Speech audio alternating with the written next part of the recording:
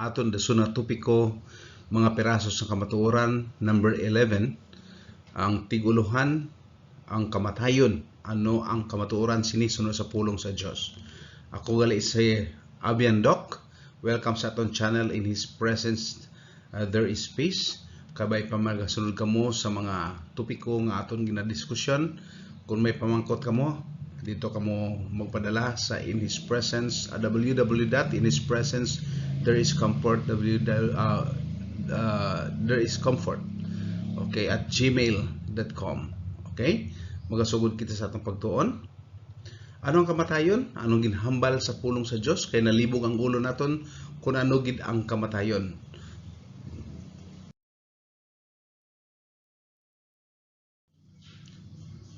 Ang tawo naghalin sa yabok, suno sa Biblia. Genesis 2:7 nagsiling diri kag ang Ginoong Dios nagdihon sang tawo gikan sa yabok sang duta kag naghuyop sa iya ilong sang ginhawa sang kabuhi kag ang tawo nangin isa kabuhi nga kalag. Magabalik kita sa yabok kung kita mapatay.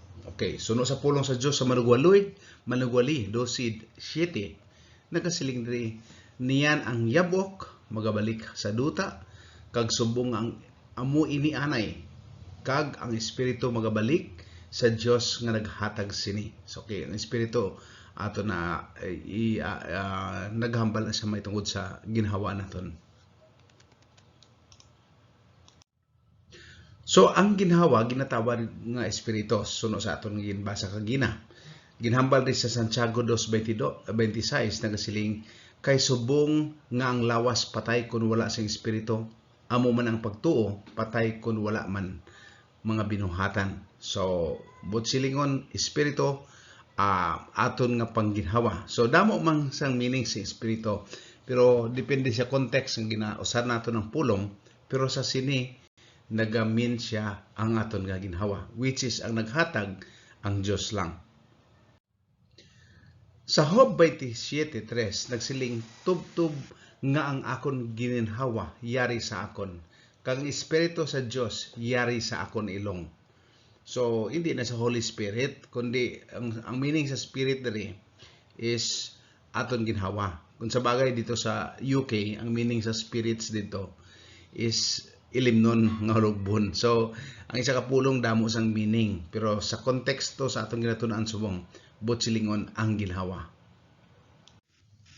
Ano naman ang kahulugan sang kalag sa Biblia? Kaya ang kalag ginausan naton nga common nga daw nagalutaw-lutaw sa hangin, pero anong ginsiling sa Biblia? Genesis 2:7 nagasiling kag ang Ginoong Dios nagdihon sang tawo gikan sa yabok sang duta kag naghuyop sa iya ilong sang ginhawa sang kabuhi kag ang tawo nangin isa kabuhi nga kalag. Kung basahon mo Biblia, wala sang patay nga kalag. So ang atong kalibutan nagahimo-himo sang sarili nga meaning nga daw layo lagi sang ginhambal sa Dios. So kung imo lang tawon nangin buhi kita nga kalag sa panahon ginhatagan kita sang ginhawa sang kabuhi. So pareha lang sa pag-obra naton sang lamesa. Mahimo ba lamesa kung wala sang lansang? Mahimo ba lang lamesa kung wala sang kahoy? Okay, kung butang nga amusina, no? Hindi lang natin pag-building bing istorya. Well, aton makita nga ang ngalan lamisa kung mapurma na siya nga lamisa. Pero madula ang ngalan nga lamisa kung kwaon mo ang lansang, i-detach mo siya. So, mintras way pa siya na-connect, ang tawag sa iya kahoy lang kag lansang. So, kag ginlansang mo siya, ginpurma mo siya sang lamisa, then mahimo siya nga buhi nga kalag. Kita ginpormata sa Dios suno sa iya imahe. Halin sa duta kag ginbutangan niya sang ginhawa sang kabuhi. So kung ikombinar mong ginhawa sa kabuhi kag pinurma nga duta nga nakahitsura sang tawo, so mahimo kita nga buhi nga kalag. So hindi ka mo mahadlok sang kalag kay ang kalag buhi ina siya nga tawo. So kung ikaw isa ka kabuhi nga kalag, basta wala sa Biblia sang gintawag nga patay nga kalag.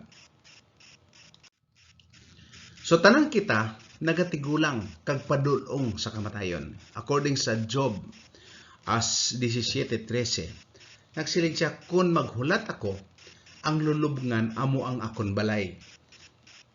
nahimos ko na ang akon higdaan sa kadudulman. O but silingon, ang paulian tatanan is ang lulubngan, no? Pwede gani madunot ang lungon eh.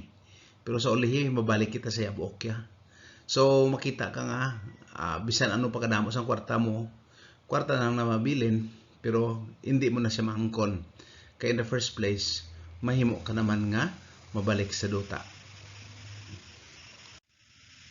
Wala sing isa nga nagakadto sa langit kung siya mapatay. So go with the exception ni sa unang panahon ni Enoch, ni Elijah, which is gindala sila sa lahi.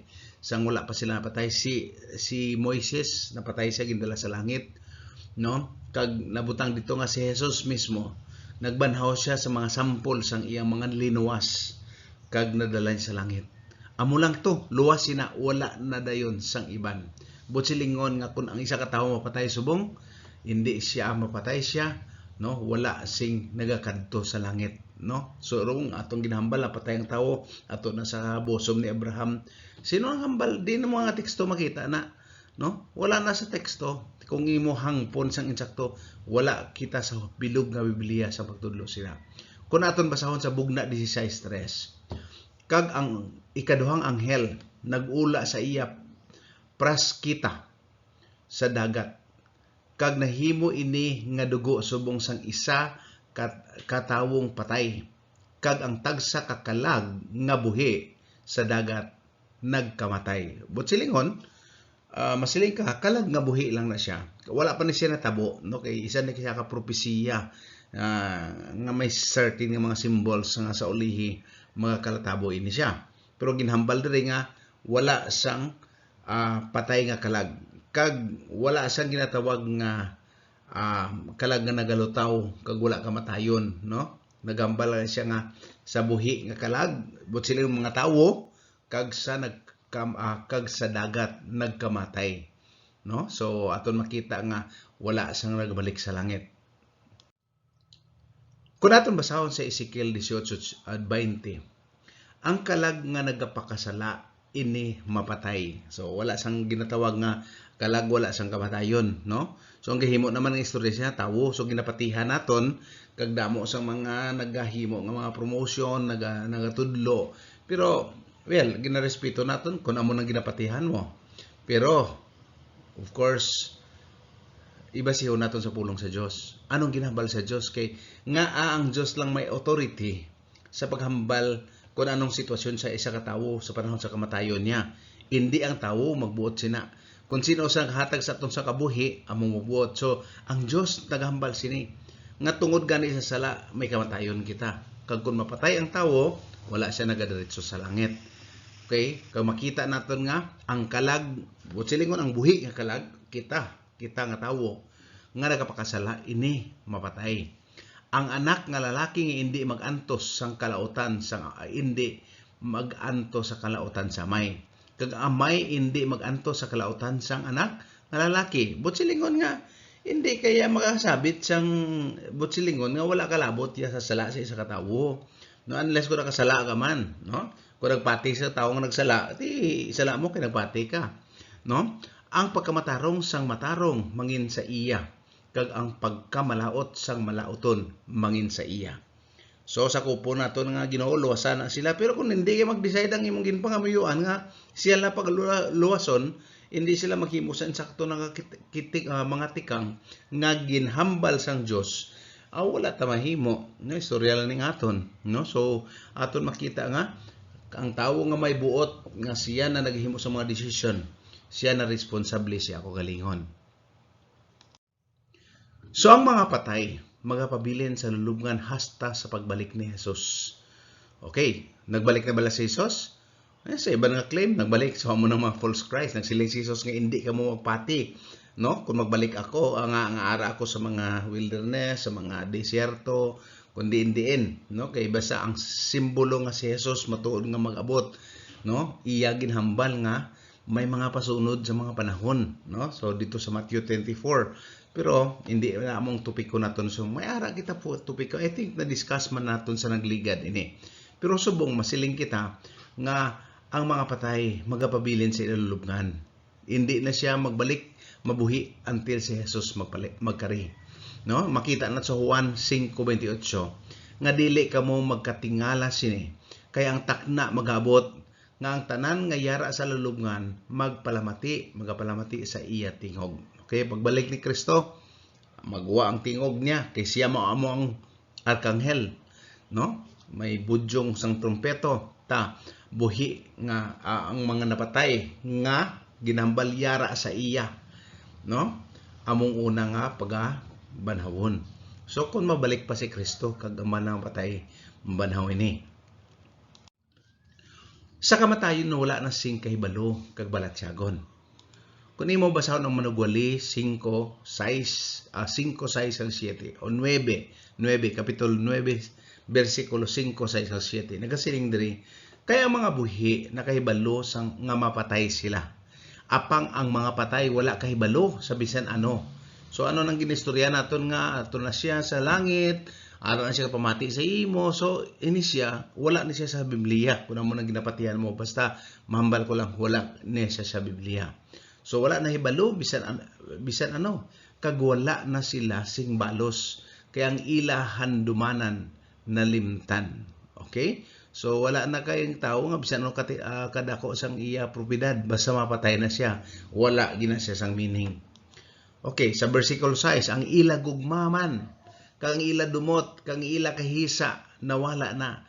Kag wala na sila sing bisan ano nga bahin sa gihapon, sa bisan ano nga butang nga ginhimo sa idalom sang adlaw. So, makita naton nga wala na gid ang patay. Ang bisan ano nga mga nga makita nga himuon sang imo kamot, himua ini sa imo kusog. In other words, hindi man na sila nga survival to the fittest siya. Pero samtang buhi pa kita, himuon naton ang nagakaigo. Kay wala sing buhat o kon pahito o kon ihibalo o kon kaalaman sa lulubngan kundiin ka nagapakadto. So tandaan naton ini, no? Okay, wala kita sa mga kahibalo sa aton kamatayon.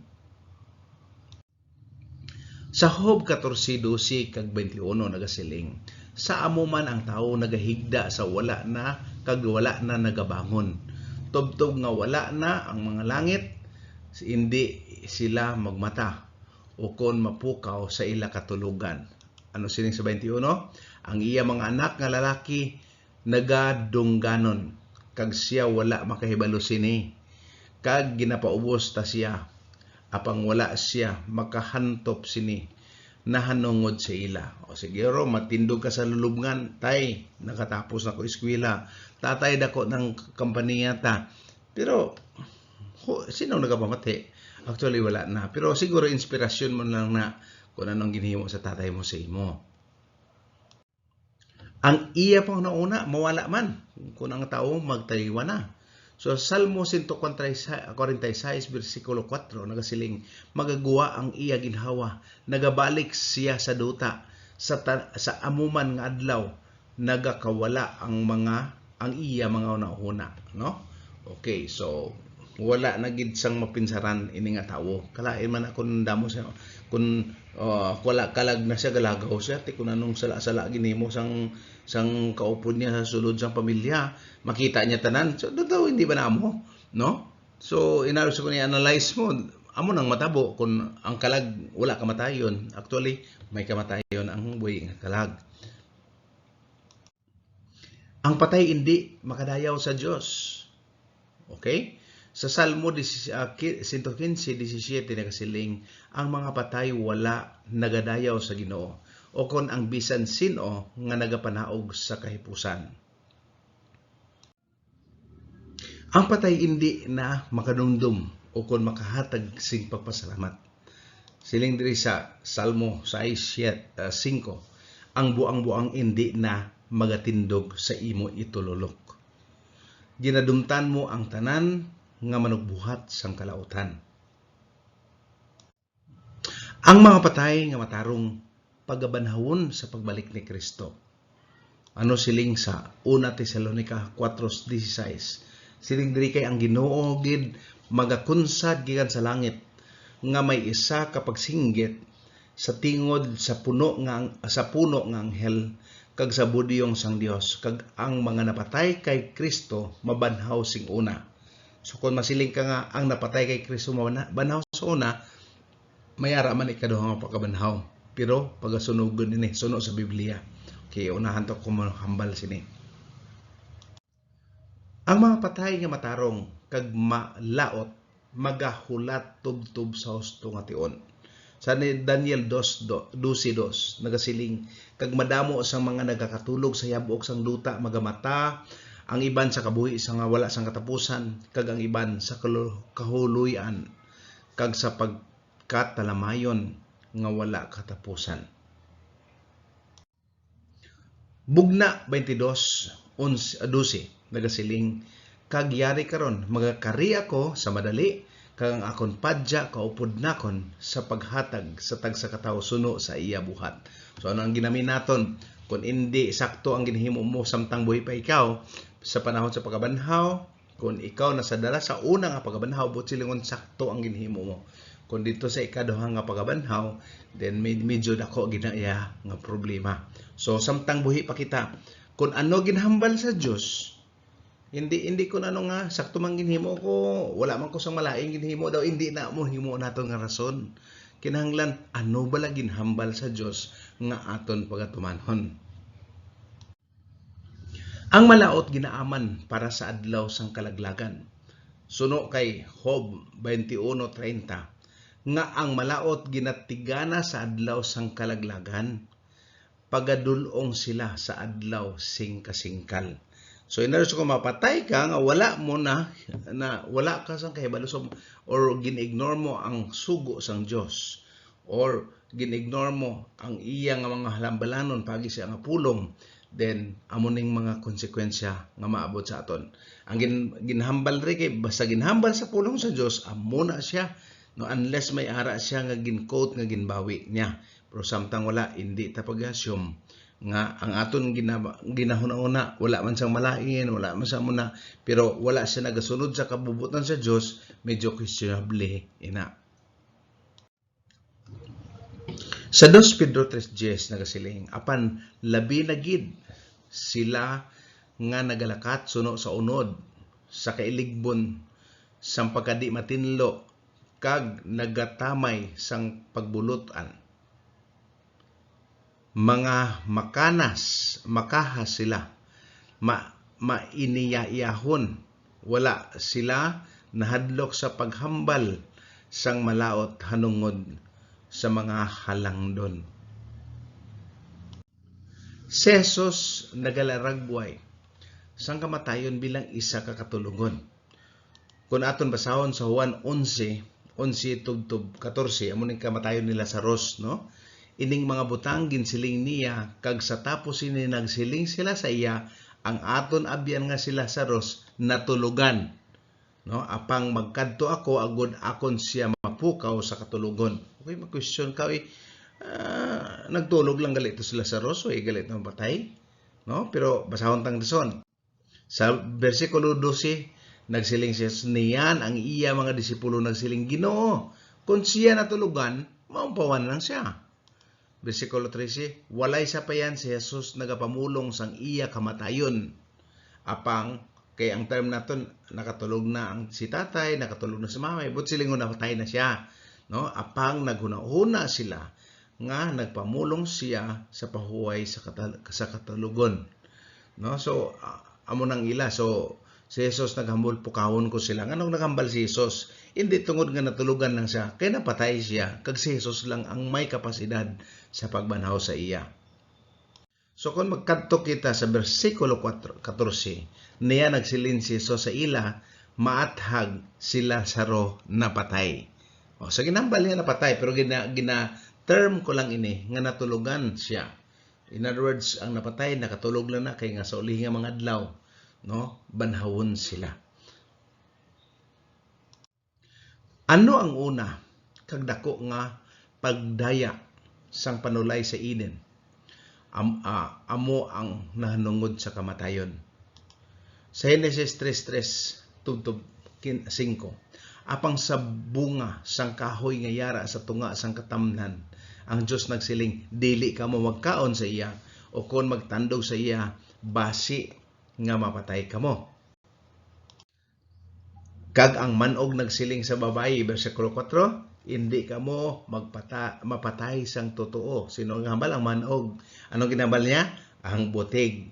No? So, nagsiling siya sa versikulo 5, kay ang Diyos nakahibalo nga sa adlaw nga magkaon kamo sa iya. In other words, patalang na ini ng istorya. Niyan, magamuklat ang inyong mga mata. So, kung inosente ka, then mapati ka na lang. Kag kamo manginangay sang Dios, so siling sa manog, kag nakahibalo sang maayo kag malaot. So daw sa ano bala? So nagsugod na sa pagduduha si iba, may tungod sa Dios nga sa primero ginadayaw gid niya, no, ang Dios.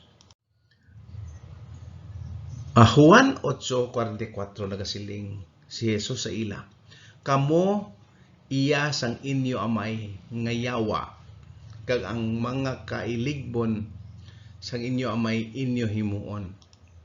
Siya manugpatay kutob sa ginsuguran, kag wala nagpabilin ang kamatuoran, bangod walay kamatuoran sa iya. Ano siling ni Jesus may tungod sa ila nga amo ning yawa. Kon siya nagapamulong sang binutig, nagapamulong siya sang iya kinaugali, kag butigon siya sa amay sini, kag amay sini. Okay? Sa mga tao nga mahilig mag-spread sang fake news, but silingon butig na siya. Kaya may mo yawa kay mahilig ka sa fake news. So i-verify niyo kung ano ang news nga gina-send niyo through sa social media, kung bala matuod na kung hindi, no? Isa na sa mga ehemplo sa mga gabutig kita. Si Satanas nagapatalang sang tanan. Sa ginatinguhaan niya nga ang kasanag sang kamatuoran mabudlay nga pangitaon.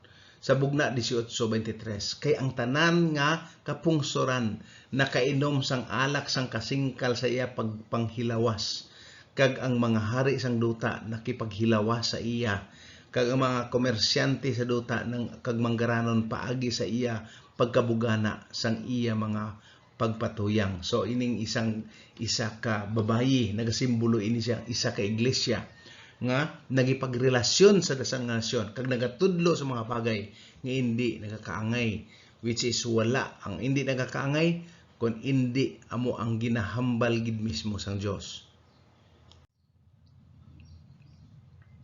Ang Korinto, 2 Korinto 11:13 kag 14. Hukmi ninyo sa inyo kaugalingon.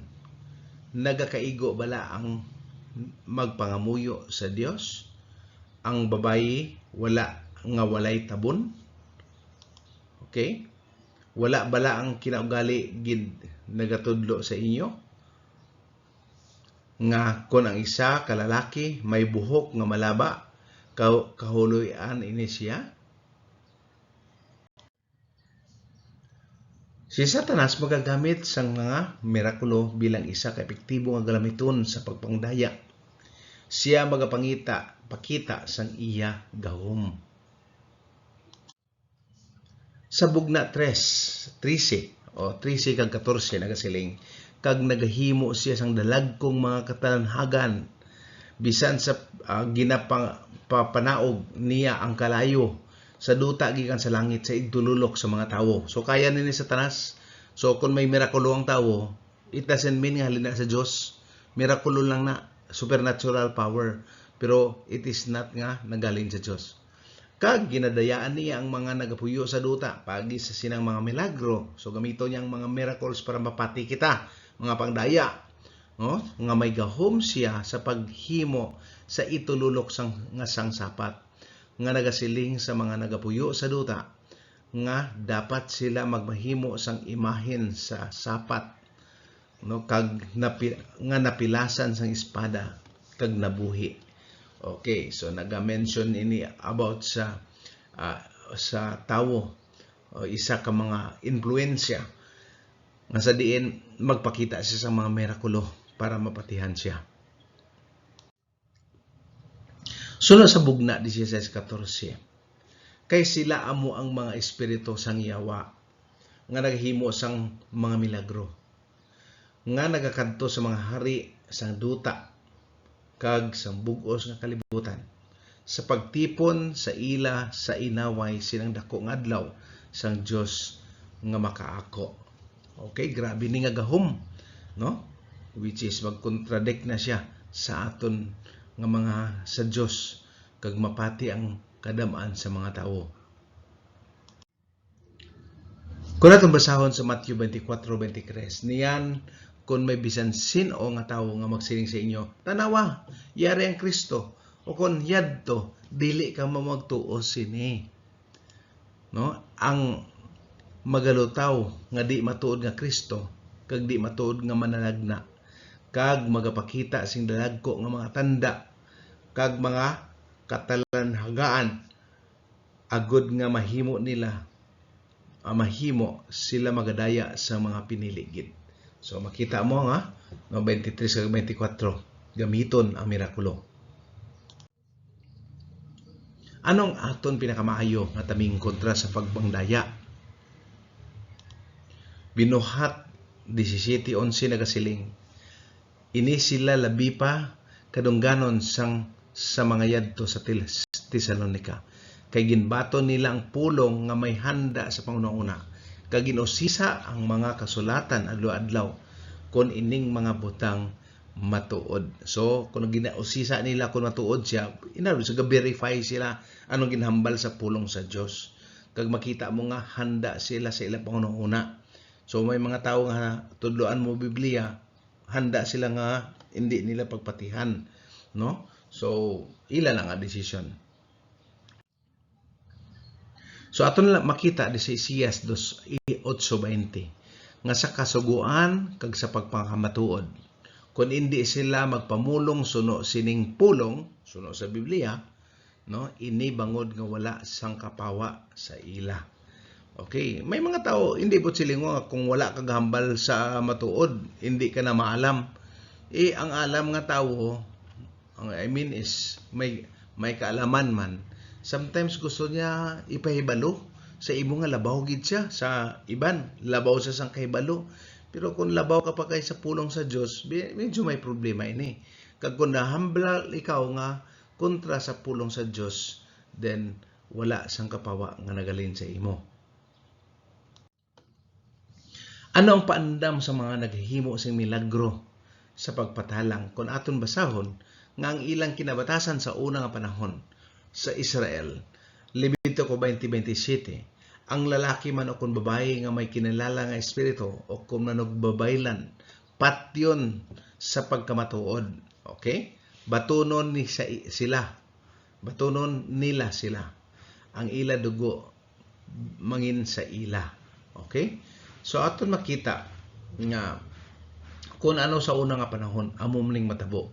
Siguro hindi dayon subong, pero maabot ginang panahon sina. Anong dapat ang padya sa mga nagabaton kay Kristo kag nagatuman sa bug-os nga kasulatan? Sa Bugna 21:4 nagasiling, kag ang Dios magapahid sa tanan nga mga luha sa ila mga mata, kag wala sing kamatayon o kun kasubo o kun paghibi o kun kasakit pa, kay ang nahuunang butang nagtaliwa na. Bisan matarong ka subong nga kalibutan, bisan sakto ang mga desisyon nga ginahimo mo, tanan kita may kamatayon gid. Pero maabot ang panahon nga sa diin kung nagakasubo kita bangod sa mga damo nga problema, kung kita nagahibi bangod kina dulaan kita sang hinigugma, which is matabo gid ni siya. So aton paghimuon nga kung kita nagapatay kay Kristo, no, sa mag-abot ang panahon nga pagapahidan niya ang luha sa aton mga mata. Kung aton basahon sa Lucas 20:35-36, apang sila nga nagakabig nga takos sa pagdangat sa sinang kalibutan kag sang pagkabanhaw gikan sa mga patay, wala nagapangasawa o kun ginapabanhan kag indi na sila sarang mapatay, kay kaangay sila sa mga anghel kag mga anak sila sang Dios, sanglit ang mga anak sang pagkabanhaw. Okay? So ang aton mga natun-an, kung imo na notisyaran teksto halos tanan, ini sila mga pulong nga hambal sang Dios. Magpati kita sa iya pulong, kag sigurado ang aton dalanon. Confusing atong kalibutan subong. Wala na sing iban nga makabanhaw sang patay kag makahatag sang kabuhi nga wala na kadutuban, luwas si Hesus Kristo lamang. Ang matuod nga nakapati sa kay Hesus, nagasunod sa iya nga ehemplo kag nagatuman sa iya mga pulong. Sa 1 Pedro 2:21-25 nagasiling, kaysa sinigintawag kamo. Kay si Kristo man nagantos tungod sa aton, nga nagabilin sang aton sang sulundan. Agod nga pagasundo ninyo ini, ang iya mga tikang. So, nga nagpakatawo ang Diyos, no? Which is si Hesus Kristo. Para kay hindi siya magkapakita nga daw Diyos gid siya sa tuwangan mo, no? Bilang isa ka tawo, nagset siya sang isig kay ehemplo nga dapat amuning pagsunod para makakonek kita sa Amay. So ginasampulan niya kag wala siya ginhimo nga budlay naton himuon ato lang paglansang sa cross kun bisan banaw sa patay nakabanaw gani si Pedro. So ina siya mabulig na sa Dios sa aton. Pero masiling ka nga si Kristo amo ang paagi, no? Nga sa diin sundon tatikang amo ni siyang nagakaigo, no? That's why napakatawo siya. Sa bersikulo 22, siya wala naghimo sing sala kag wala sing nasapwan nga limbong sa iya baba. Nga sang ginpasipalahan siya, wala siya magbalos sa pagpasipala. Sang pagantos siya, nagantos siya, wala siya magpamahog, kundi gintugyan niya ang iya kaugalingon sa iya nga nagahukom sing matarong. So, tugyan na natong kaugalingon ta sa Dios pareho sa ginhimo ni Hesus. That's why nga nagpakamatay siya. Agud nga siya ang nagrepresentar sang kordero, no? Nga sa diin sa unang nga panahon ang ginapatay gid man ang kordero. Pero ang paghimo niya sini, isa ka simbolo nga matinluan kita sang sala. Siya gid nagdala sa aton sing sala, sa mga sala sang iya kaugalingon nga lawas sa kahoy. Agud nga ang mga patay, nga sa mga patay na kita sa mga sala, dapat kita magkabuhi nga sa pagkamatarong, nga paagi sa iya mga labod alayo kamo. Kay subong kamo ang mga karnero nga nagtalang apan karon nagbalik sa magpahalab kag obispo ang inyo mga kalag. Ano ang pagpati kung wala ka man gatuman? Nagsiling ka pati ka pero gatuman. No? Ano ang pagtuo kung wala ka man gatuman? So istorya lang siya. No? May ara ang Dios ginpahimo para sa aton. Ang pagtuman bunga sang aton gugma sa iya. 1 Juan 2:4 nagasiling, siya nga nagasiling, ako nakakilala sa iya, kag wala nagahupot sang iya mga sugo, botigon siya. In other words, tuman, importante gali. Hindi man niya makaluwa sa aton, pero kung way tagatuman sa Dios, hindi man makaluwa sa aton. Kag ang kamatuoran, wala sa iya, no? Masiling ka botigon siya, wala siya kay nga nagapati may ko Jesus pero hindi ko magpati siya ang kasuguan, hindi na siya mo, no? Ang kamatuoran wala gali sa aton kun amo ina. Sino bala ang gusto nga tawgon nga botigon? Wala gid sa aton. So una aton mahambal, hindi ta maglaptas ang fake news. Ikaduha, iston antang pulong sa Dios, no? Sino wala gid sa aton. Magmatinumanon kita sa iya, amo nang importante. Naghambal si Jesus sa Juan 14:15 nga kung gahigugmata sa iya, huptan naton ang iya mga sugo. Hupti ang akon mga sugo. Subungan na siya gugma. Wala kita naghimo kita para maluwas kita. Naghimo kita sini kay ginhuguma naton sa ang Dios. Kag gusto naton tumanon iya mapulong. Kag kun sundo naton ang kada pulong sa Dios, amo ni gabayan sa aton nga kabuhi. Ang aton nga kabuhi, ang Dios na ang bahala. But silingon pero ginhambal niya paagi sa mga pulong niya nga kung ginatuman niyo ako, hindi ka mo butigon. Kag kun maayo kita din, ara kita sa una nga pagabanhaw. Kag importante na ang tanan sa aton mapatay. Wala sang kalag naguna sa langit. Kag wala sang kalag kaysa definisyon sang Biblia, bulong sa definition sa Ginoo, ang kalag isa ka buhi nga tawo. So, amo na nga aton tumanon siya para kita mangin kun aton siya na higugma kinahanglan tumanon sila para kita pagabanhawon sa una nga pagabanhaw. Kag it means amo na siya ang kaluwasan, kag only si Jesus Christ ang naghatag sa aton sang kabuhi nga wala sang katubtuban. Kabay pa nga sundo naton ang pulong sa Dios, kag si Hesukristo mangin kabayan sa adlaw-adlaw naton no paagi sa pagtuman sa iya mga pulong. Mga muyo kita, amay namon nga yara sa langit, ginhatag namon ang tanan nga pagdayaw sa imo. Salamat sa amon mga pagtuon subong, matuod gid nga nagakasubo kami. Tungod nga sa amon higugma nga nagataliwan, pero salamat gid nga ginplano mo nga imo pagabanhawon sila. Sa panahon sa imo pagkari, agud nga makita namon sila liwat, kag magkaupod kami sa imo. Amon ginabaton ang imo mga pulong, sa ngalan ni Jesus nga amon maluwas. Amen.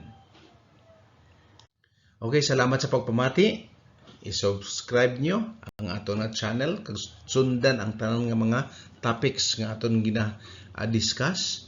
Well, kung nagustuhan mo siya, mag-like ka, kag i-share mo sa as much nga tawo para maglabot sila ang kamaturan. God bless, and until next nga session.